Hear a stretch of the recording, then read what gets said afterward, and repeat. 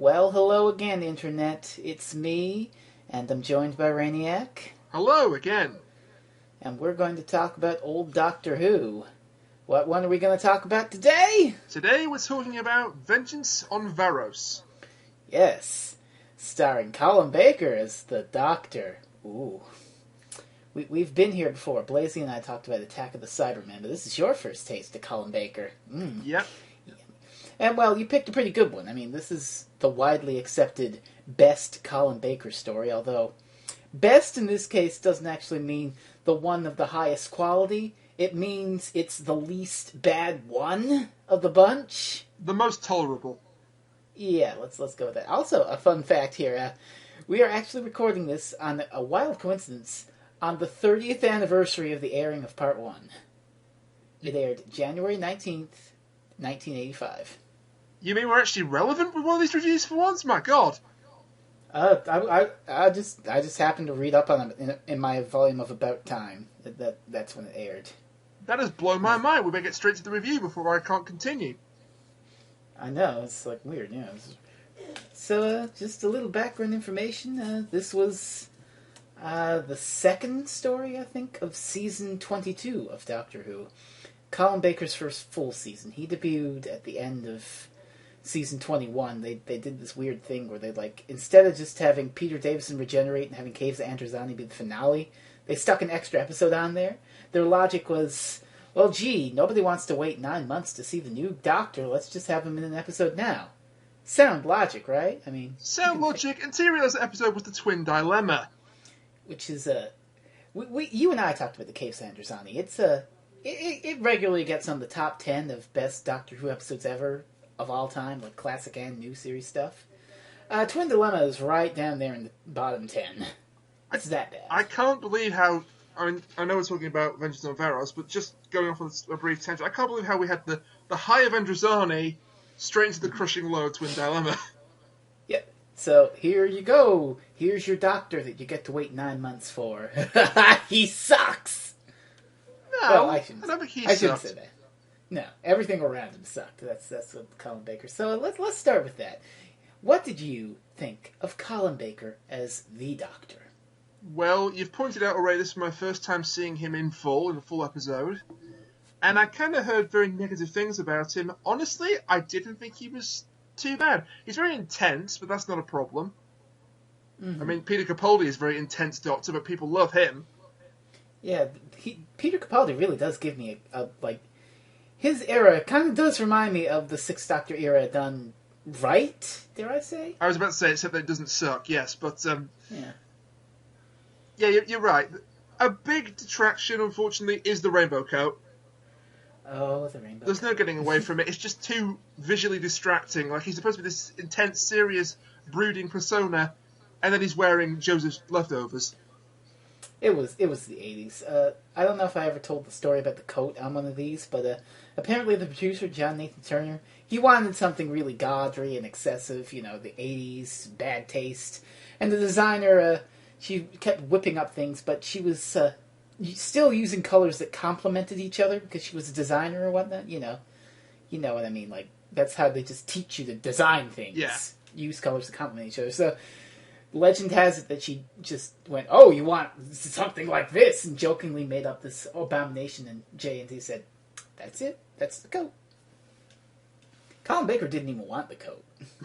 I can imagine. But no, he was perfectly acceptable as the Doctor. He had a couple of really fine moments.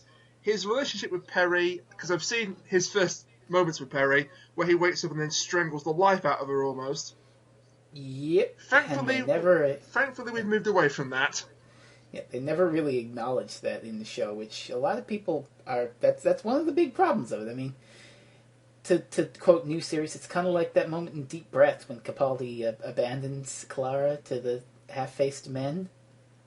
Like, it's really crass and just like, oh my god. Except not really, because in Deep Breath he had an agenda, he had a plan. True. In Twin Dilemma, he just wakes up and strangles her because of post-regeneration psychosis. Yeah, which is something. If you're doing this whole, oh well, here's a story that we're going to sell the new Doctor on, That's the one thing you don't goddamn do is post-genital trauma. Here's the new doctor, except he's acting nothing like the doctor. But thankfully, as you've already said, this is where they sort of get the kinks ironed out. And it was a good performance by Colin Baker. And I can just talk a little bit about my favourite moment of his in the whole of the 4 episodes. Okay. Is when, well, are we allowed to put spoilers in this? Spoiler warning, there are spoilers. Now we are, right. It was 30 years ago. So the Doctor actually seemingly dies, and they take his body away to be burned in acid. Destroyed in acid. And he wakes up. And after a bit of a fracas, the 2 attendants that are supposed to put him in the acid end up in the acid himself. He just peers into the tub and goes, "Do you mind if I don't join you?" Oh my god! A lot of people criticize that because they're like, "Wow, the Doctor is just—he's just making fun of these people who just died." Well, they were trying to kill him. They were, and a lot. There's a lot of misconception about that. Like people say, "Oh my god, the Doctor pushed people to an acid bath." He didn't push anyone to an acid bath. No, they fell startled in. one guy. One guy fell in, and the other guy pulled the other guy in. Yeah. Yeah.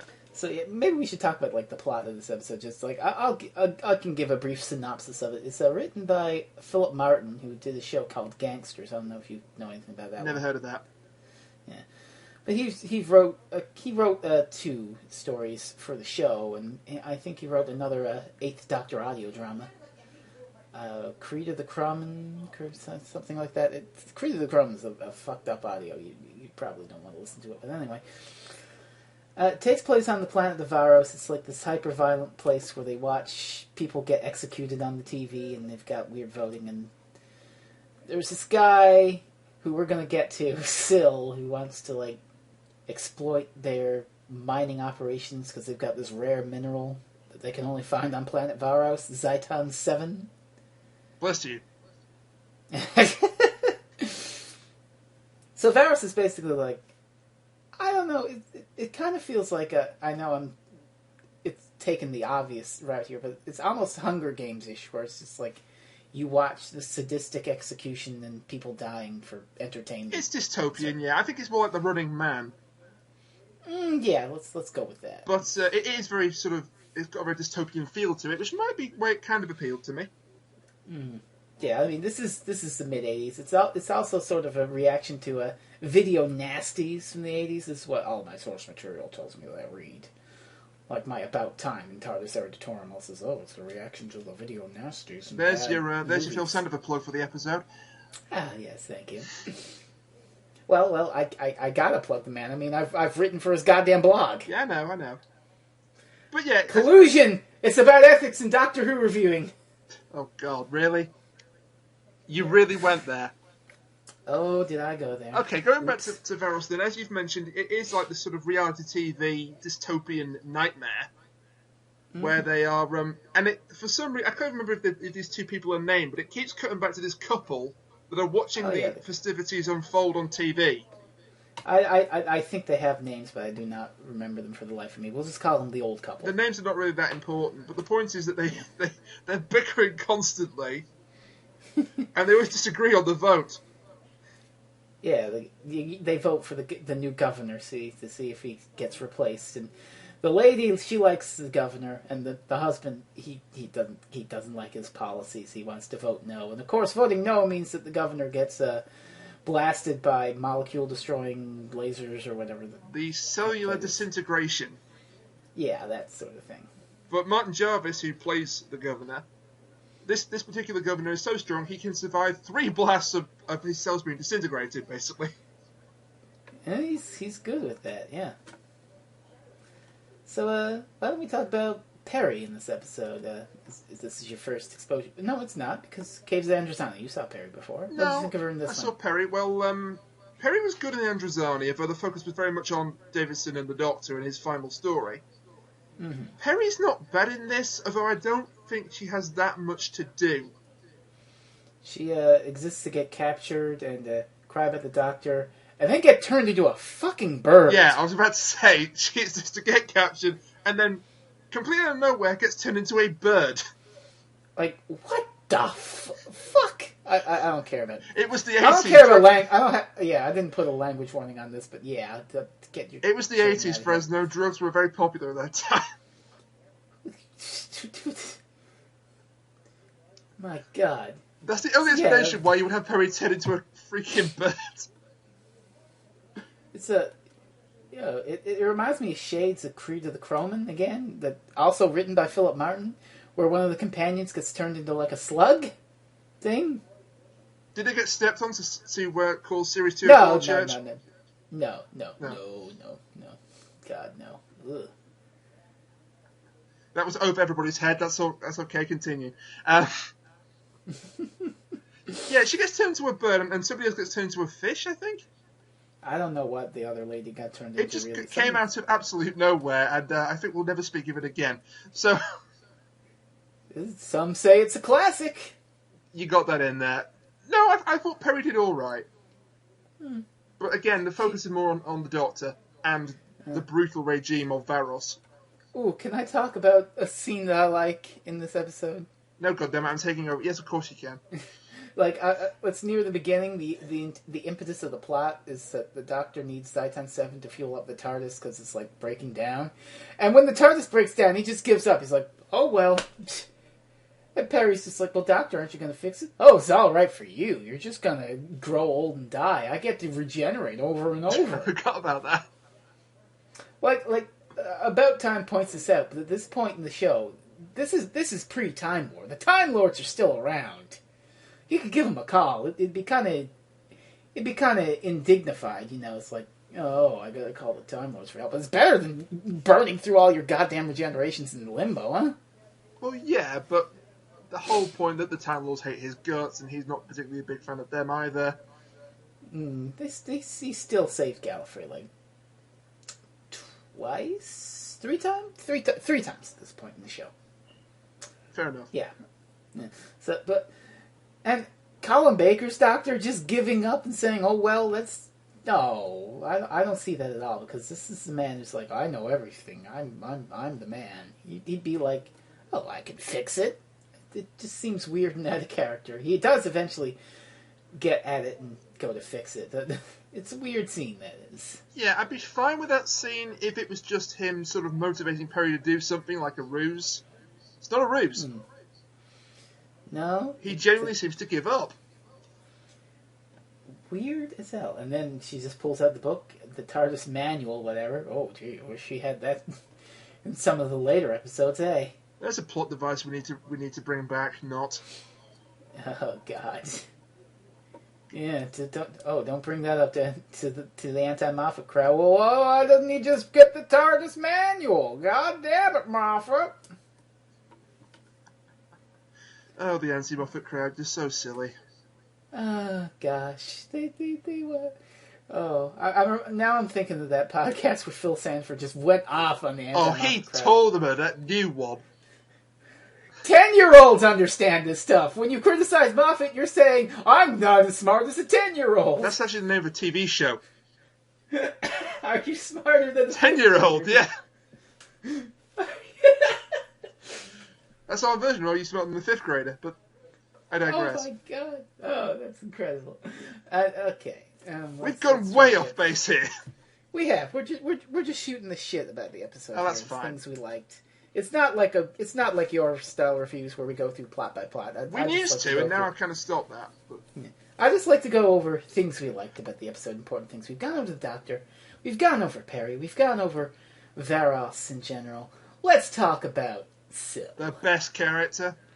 Oh, he's one of the best characters, yes. Sil is you say I can swear, right? Yeah, you can. Simply put, Sil is a complete shitlord. So he's this representative of this big mining corporation who's come to Varos to negotiate with the governor over the price of Zyton 7. You said that wrong. He's come to negotiate with the governor. Sorry, he's come to negotiate with the governor. Yeah. Better? Yeah. He's come to negotiate with that governor over the price of Zyton 7. Mm-hmm. But he's undercharging them because he's kind of like that. He's basically, again, it's the 80s. He's like, a capitalist. Yeah. He looks extremely weird. He's like a half slug, half mermaid thing. Hey, it's better than the dancing Oliver, the last story we watched together. Wait, what was Curse in of the last Peladon. one? Oh no, Alpha Centauri. Oh Jesus. I just remember our Skype conversation during watching that. What? Why is there a dancing olive? Oh, good lord. But no, he may look a little goofy, but he's a solid character. He is a villain. Oh yes. But he's not like the sort of take over the world villain. He's just a capitalist, basically. He's a slime ball. Yeah. But he's kind of great for it. Mm-hmm. And towards the end of the episode where he tries to take over Varos, but again, slightly odd plot this one that doesn't really make sense, but you just kind of go with it because it's still entertaining, funnily enough. Oh yeah, there you go. So it's a Stephen Moffat episode then. Yeah, there you go. See, tell would be you'd be telling that joke in my review to tell me off. We've now come full circle. Anyway. There is a point towards the end where he basically says, "Oh, I'm going to call in the armies of the Trade Federation. That's Star Wars. Never mind. I'm going to call in the armies of the corporation and take over Varos." Yep. Makes no sense how he could do that, but just go with it. Well, I guess they really want the Zyton 7, and they're willing to do whatever they can to get it. Yeah, it works to show just how ruthless he is, and he just doesn't care as long as he gets the commodity. Yeah, and he does get screwed over by that in the end when the corporation says, "Oh, we found Zyton 7 on this other planet." Yeah, just pay whatever you want pay whatever the Varosians want for the ore. And so the governor gets to be smug like, Yeah. anything. Eh? Shall we say 20 credits? And still it's just... I thought he was going to actually pop at that point. Oh, another thing the actor does, Nabil Shaban, his name is he does this little, like, tongue thing, where he just goes, Yeah, that's the other thing we should mention. It is a prosthetic. It's not like an animatronic. It's an actual actor. Yeah, it's an actual little guy with, like, I think he was born with deformities or whatever, just stuffed in this, like, suit and prosthetics and whatnot. That looks a very hot suit to wear, that poor sod. Oh, man, poor guy. And he's, like, eating this green, slimy stuff all the time, and he's sitting on this water tank. And at one point he asks his guards to water me, and, well, fucking... You know where that made me think of. Yeah. Bloody Cassandra. Oh no. Moisturize me. He said water me, he did not say moisture. If he said moisturize me, I would have flipped. I would have flipped the table over. With the damn it! With the laptop still on it. Good God. But he is really an effective villain, and actually he's pretty much one of the best villains to come out of the Colin Baker era. I mean, there really are like three I can think of who came back in multiple things. You got Syl, the Ronnie, and the Valiard. Would you count the Valiard as a good villain then? Yeah, I like the concept of the Valiard. Because he certainly divides opinion these days. I like the concept of him better than what was executed in the trial. But one day I want to do the trial on these things, like the whole thing, all four. Yeah, good luck with that. Oh, hey. Spoilers, Syl does come back for one of the parts of trial, so maybe I'll get you in on that one. Really? Yeah. Syl comes back. Well, he wasn't killed off. Yeah, he's told he comes back in part of the trial of the Time Lord. Oh, great. So even they recognise how great a character they've made with Syl. Yeah, well, it was Philip Martin again, right? And so he just used his same character, and they got the guy back and everything. This pleases me. Yes. And you know who else is in Mind Warp? Go on. Brian Blessed! This greatly pleases me.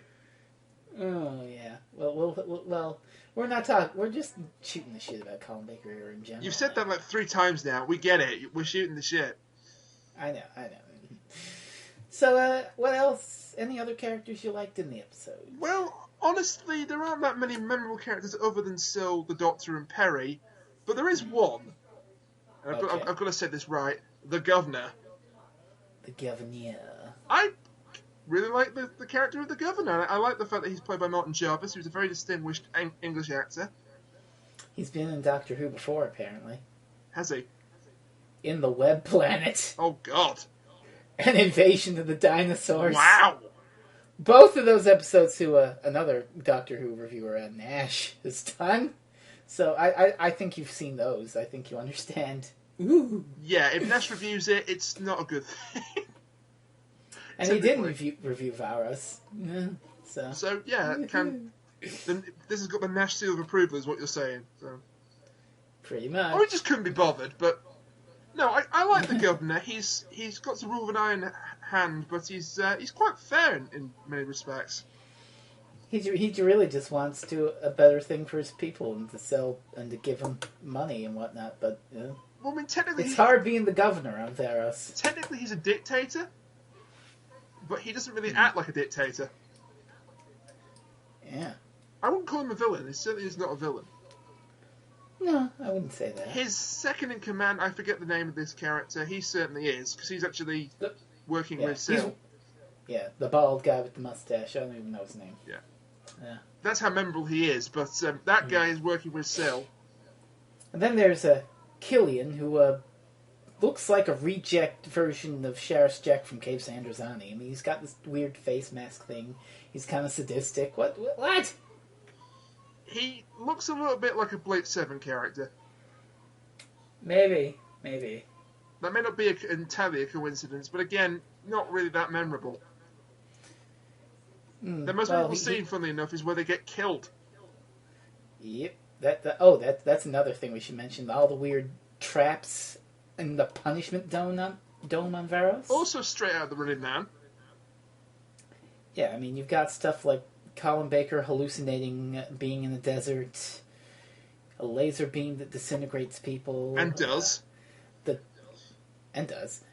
Poison plants, and then more hallucinations that'll lead you into a lava pit. This is really weird and crazy. It's a wee bit trippy, yeah, but it works. Yeah. And people on Varos, watch this, and they just eat it up, you know? Oh, look! Yeah, that guy fell in the lava. Oh, ratings are going way up. Again, I hate to bring it back to this, but that is very much like the Running Man. There you go. Where all the population are watching it and are encouraged to watch it to keep them in line. Except we don't actually see any host or anything. Where's the Richard Dawson of Varos? Oh God. The closest thing I think, in comparison to the new series of Doctor Who, will probably be Bad Wolf. Yeah. No, God, Android. Yeah, the android, but Android. It was worth it for where it went with the second part of that episode, that story. Oh yeah. My God, that's a hiking quality. But I digress. Mm-hmm. So those are the villains, and they're not particularly memorable other than Sil. Yeah. There is a rather important, I hate to call him a hero character, but a protagonist. That rebel guy? I can't remember his name, but the rebel. John Dar, I think his name John Dar, that's it. He's cool. He's alright. He's a bit generic. Yeah. That's the thing with Varos. The villains, a couple of the villains, Sil especially, and the Governor, are the real stand-up characters. Everyone else just sort of blends in. Yeah, Governor's not really a villain, but yeah, they're quite stand out. They stick out from the crowd. Everyone else is just sort of there. That's the thing with this episode. It does some neat things with the discussion of violence as entertainment and political talk of the time. It makes you think, basically. There is a nice little scene where they've basically got the Governor, the bald guy and Sil are basically holding the Governor to ransom, and he's in the chair, awaiting the final vote that will most likely kill him when it comes back and rejected. Mm-hmm. And he's got one guard standing over him, and he's trying to convince the guard to let him go, and he's saying, I can't do that. And just as he's about to be executed, the guard turns. There you go. That's some tension. Yeah. The plot's pretty good, seriously. It's a good watch. It's definitely the most watchable of the Colin Baker era. Well, that isn't saying much, but yeah. Well, yeah, it's a shame that not a lot. Yeah, it's sort of like a disingenuous. Like you watch this and oh boy, I can't wait to watch more good Colin. Oh, what? You mean that was it? Yeah. Oops. Yeah. I think for me the biggest weakness is the genericness of the characters that aren't Sil or the Governor. Yeah, they're just sort of there, and Varos though it's inventive and has some weird shit in it, it's not really that, like, it's not a standout classic of Doctor Who. Again, some say it's Some a say classic. it's a classic, yeah, but Yes. I'm not one of some, unfortunately. But yeah, I don't know if I'd call it a classic, but it's watchable. I think it's very, very, very watchable. Yes. You do bet it's better than the Twin Dilemma. Well, just about anything's better than Twin Dilemma, but it's not bad. It's not bad. I know that's not really a good phrase for a review, but genuinely, it's not bad. Yeah, that's really all we can say about it. We've dissected this baby as much as we could possibly do. That's the thing about the Colin Baker era, is that you got to look at it in spite of itself. Yeah. The problem is, though, that if this had been my only exposure to Colin Baker, well, it is my only full episode exposure to Colin Baker, but if this had been my only exposure to Colin Baker, I think this thought, oh, that wasn't too bad. I wonder where we're going next. Yeah. Ah! Yeah. Let me just pull out About Time here and see what the next episode of it is. Oh, the next episode after Varos was Mark of the Rani. Oh, good. Oh, just great. No. So that's where you would have went next. Yeah, I feel sorry for people in the 80s. Yeah, don't we all? Don't we all? Sit down for Saturday tea time to rainbow coats and tree mines. So I think that'll do it for Varos talk. We liked it. Wasn't the best, but we liked it. Yeah, it's kind of above average. Let's go with that. You should give it a go if you like Colin Baker. Well, if you already like Colin Baker, then you know it's good. If you want to try Colin Baker, I should say, you should give it a shot. And then you should probably go listen to some of Colin Baker's audios for Big Finish, because they're a lot better, and you don't have to look at the code. Seriously, the code is that bad. You could check out Jubilee, or you could check out Davros. Those are some good ones. No, you're talking gobbledygook to me again. Yeah. Well, Jubilee was the audio that got adapted into Dalek. No, I've heard of Jubilee, but I haven't heard any of them yet. Yeah. I know you keep trying to fix that, and maybe one day we'll work on that, but for now, I haven't listened to them. I'll push that on you later. Anyway, so I've been Frezno, and this has been Rainiac. Yeah, we hope you enjoyed the review of Vengeance On Varos. All right. Later, everybody. Bye.